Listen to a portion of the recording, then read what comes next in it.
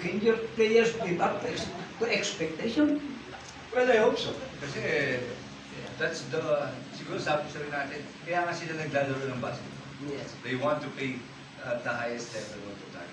And I think expectation-wise, they can exceed that. And hopefully we can do more to represent our country and to give honor to our country. Patrick, you handled the team for so many years, for so long, and I knew that. So now, can you assure me 110 million Filipinos and as well as MVP that this will be a year for Philippine team in Shabbat? Of course, definitely.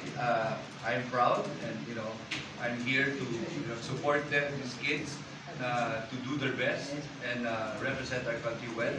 And hopefully, with that, we give honor not only SBT, our sponsor, Mr. MVP, and everybody who's been supporting the group. Next question, Patrick. Is Mr. Manny Pangilinan in SPP headed by Alpha Ledio promise something special just in case the team wins the golden medal? No. I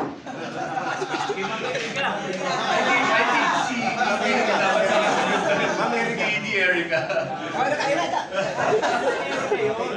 Ang laging sinasabi namin sa mga players pati sa Gilas Med, nanalo muna tayo at saka na tayo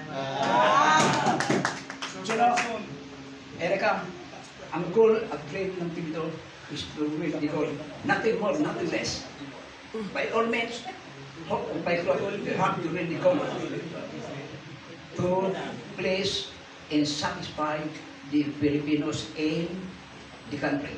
So, can you assure that this team, again, the precious medal?